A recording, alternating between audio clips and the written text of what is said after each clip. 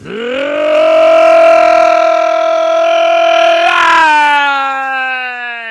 on a Tuesday morning in Northeast Ohio. Welcome, everybody, into the bullpen brought to you by Bet Rivers. If you're not using the Bet Rivers app, you are missing out. It is the dog days of summer. The All-Star game is a week from today.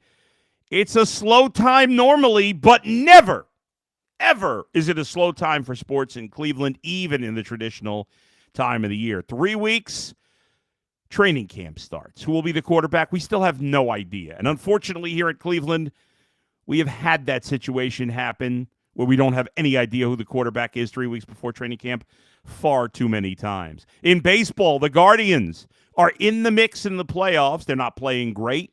They've been very mediocre for most of the season. They're dealing with a big injury to Jose Ramirez, but overall they're pretty healthy, and they're in a bad division. So no excuses. And, of course, there's always news with the Cavaliers, and whenever LeBron James becomes a free agent, it's always a big story with the Cavs. It was a big story when he left the Cavs for Miami. It was a big story here when he left Miami to come back home. It was a big story here when he left home again to go to the L.A. Lakers. And for the fourth time in his career, it is once again a big story. It's LeBron Watch 2026. LeBron James, even as he will turn 42 this December, is still the biggest story in the NBA right now.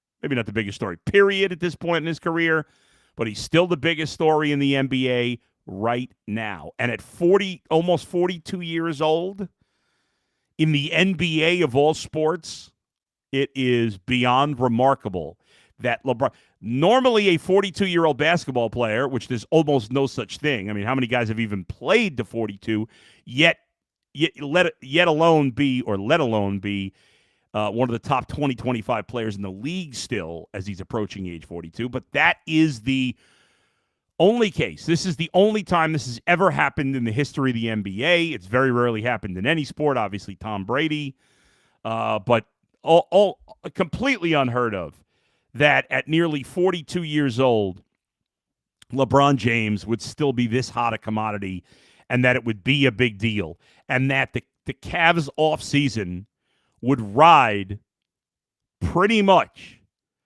that our hopes for a potential championship maybe realistic, maybe not. I guess time will tell. But I know that I believe, and I know a lot of you believe, that if LeBron James comes back home for a third time, the Cavs have a much more reasonable chance, that they're much more likely to have a chance to win an NBA title. And without him, since there don't appear, listen, at one point we thought Giannis, at one point you thought Jaylen Brown. Those guys could have obviously raised the stakes, raised the ceiling of this team. But now it's just LeBron. And it's amazing that 6 months, or less than 6 months from his 42nd birthday, he can still do that. Now, maybe he can't anymore. Maybe we'll find out this year he can't raise that ceiling anymore. But I know I'm not going to bet against him. How about you? He's at least gone to the finals at every stop. His first time in Cleveland, got to the finals. His time in Miami, won multiple championships. His second time in Cleveland, multiple trips to the finals and a championship. And his time in L.A., he won a championship. And now, can he do it one more time by coming home and leading this Cavs team with him,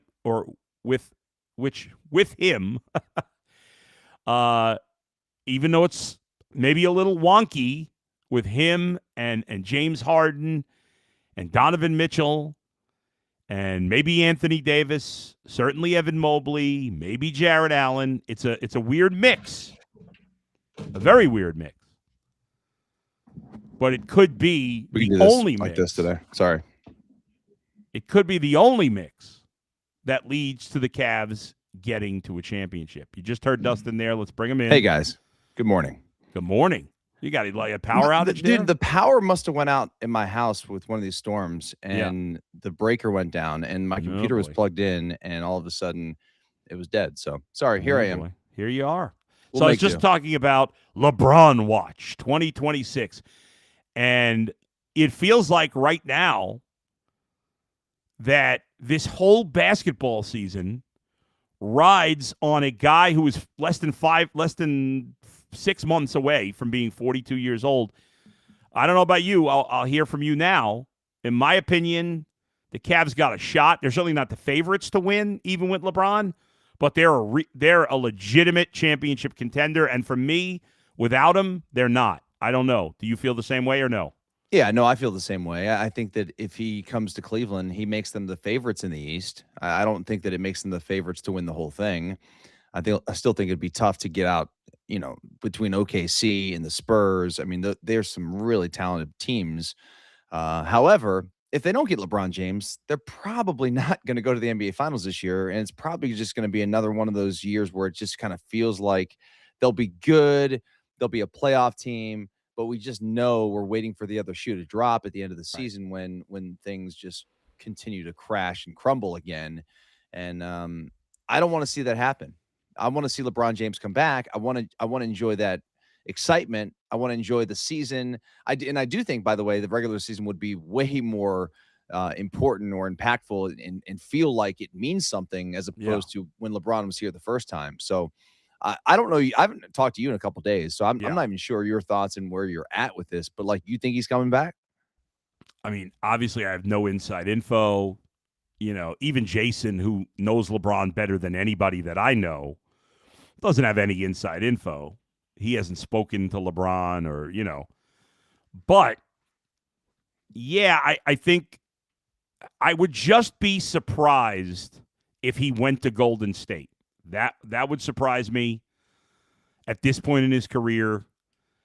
But I'll leave open the chance just because I think he would love to play with Steph. I think there's part of him. He and Steph are really good friends, and I think they'd like to play together. But he also cares about his legacy, and it feels like to complete the legacy, you come home one more time, even if he doesn't win a championship. Obviously, we want him to win a championship, but it feels like knowing that how much he likes being loved, he's not going to get more love anywhere than here. No. And I think he wants that going out. But I don't know. I'm just guessing, just like anybody else. I can't see him going back to Miami, and none of the other teams make sense. I saw somebody was saying, the Knicks. He's not going to go to Knicks. They just won a title. That doesn't make any sense. Or Denver, somebody suggested. I'm like, he's going to go to Denver? I don't see that. So my guess is that it's I'll say 67% Cavs, 33% Warriors. That's my percentage right now. I mean, all these prediction markets now have the Cavs as the favorite. Right. And I don't necessarily want to jump into that and believe that that's the end all be all, because we know how those prediction markets can turn in a heartbeat. Yeah. But it seems like there's some money on LeBron coming back to Cleveland. I don't know, man. It just, this weekend felt too nostalgic for me, being the holidays, July 4th weekend.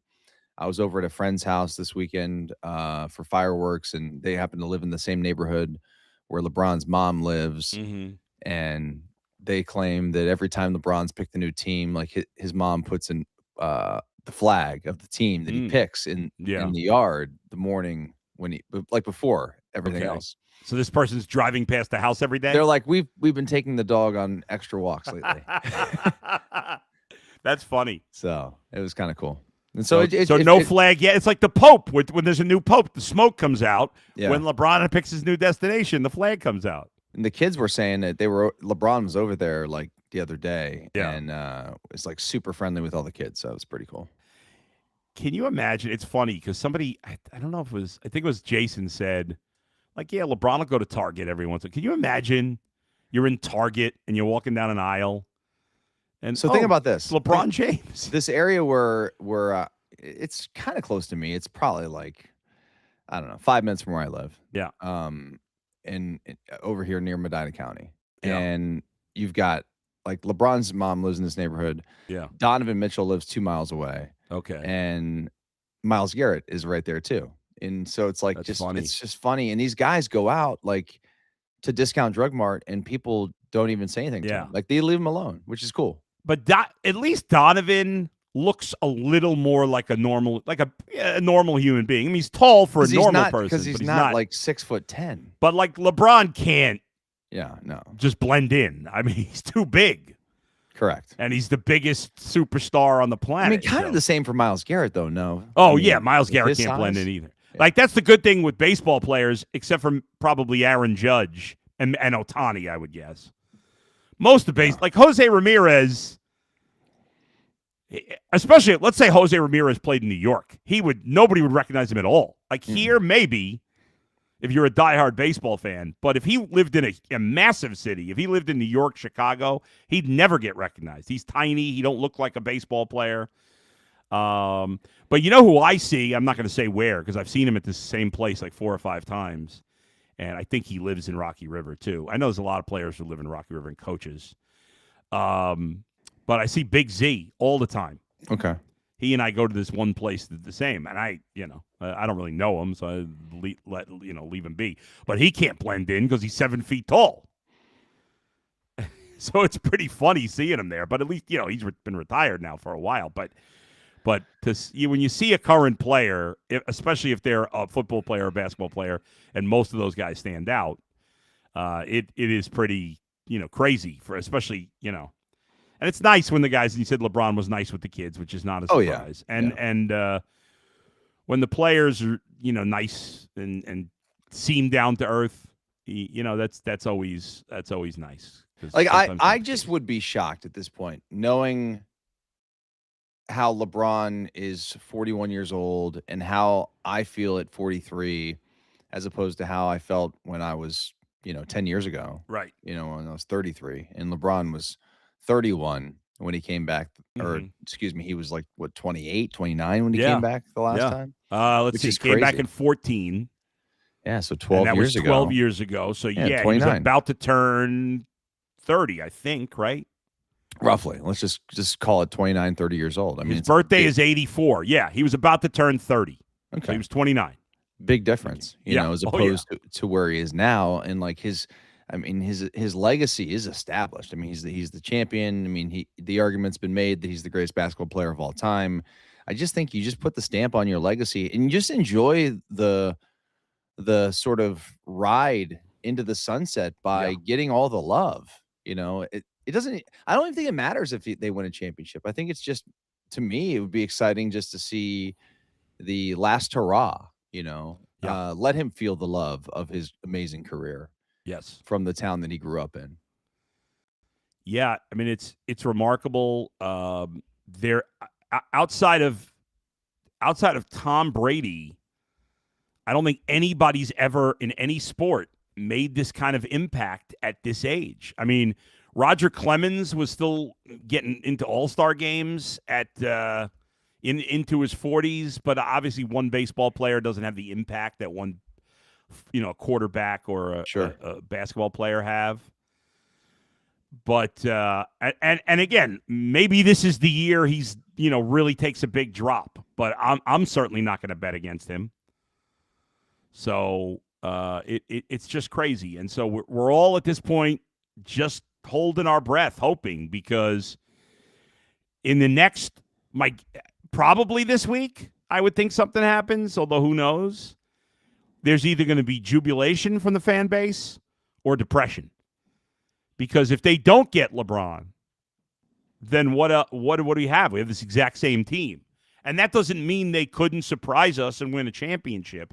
But this team is currently constituted really gives us no reason to believe they could get past the Knicks or the other top teams in the East, let alone win a championship. So time will tell. But I'll tell you, the Eastern Conference as a whole, Dustin, is really strong right now. Obviously, the Knicks are the defending NBA champs. Can't take that away from them. The Indiana Pacers will have Tyrese Halliburton back this year.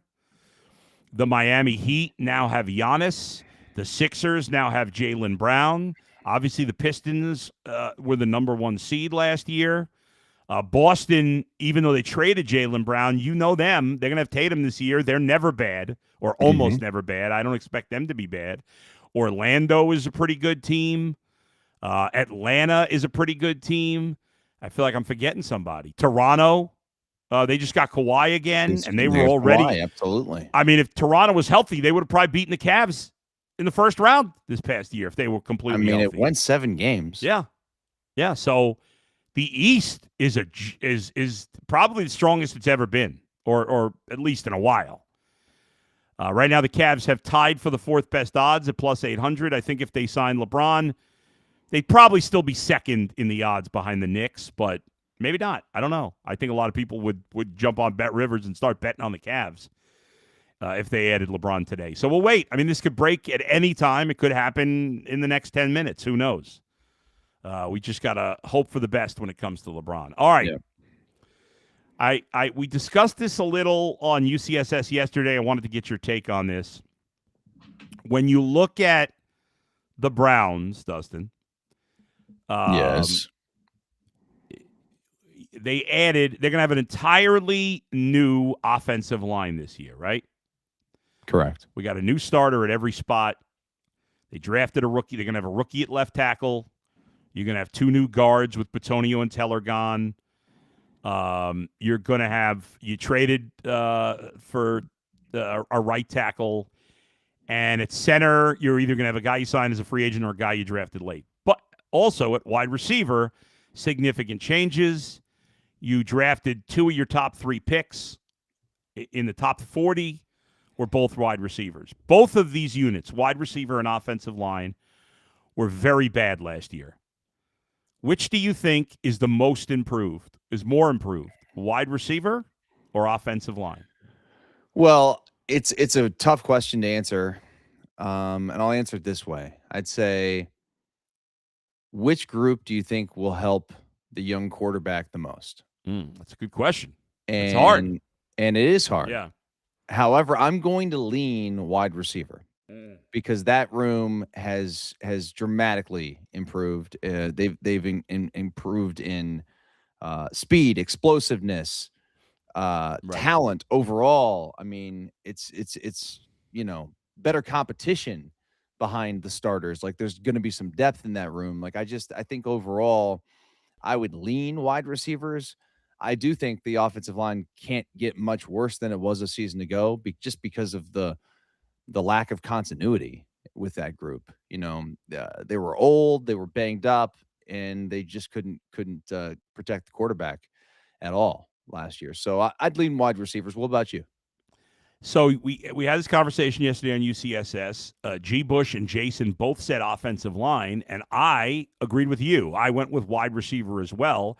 I think both areas will be improved, and the offensive line has brought in some veterans as opposed to the upgrades at wide receiver being rookies.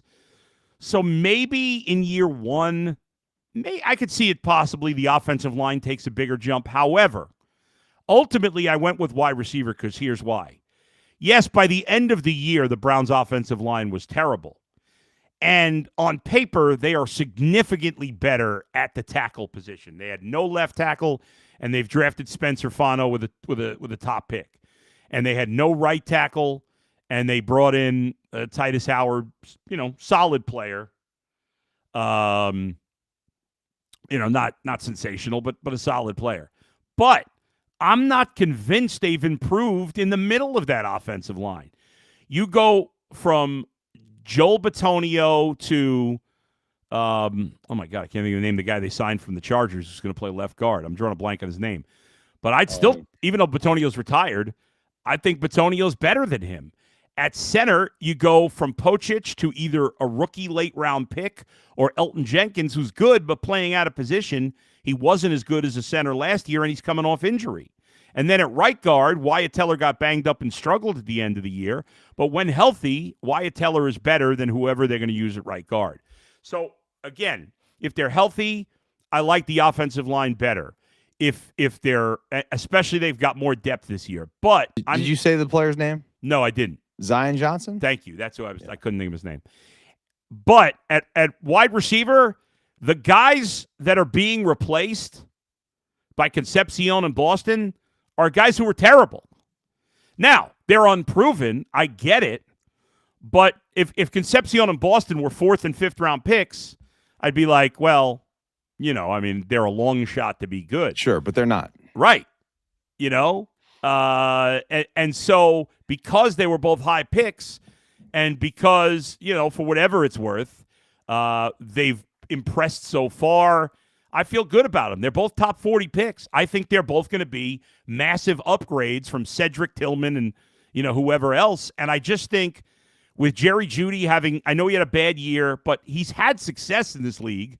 I think he'll bounce back and be like not as good as he was his first year with the Browns, but not as bad as he was last year because, they have more options. Throw in Harold Fannin helping the wide receivers. I think Boyd is going to improve too. I thought he was, considering he was signed late and it was the off-the-field stuff, I thought he was pretty impressive in his role. So I really think the wide receiving core is going to be much better.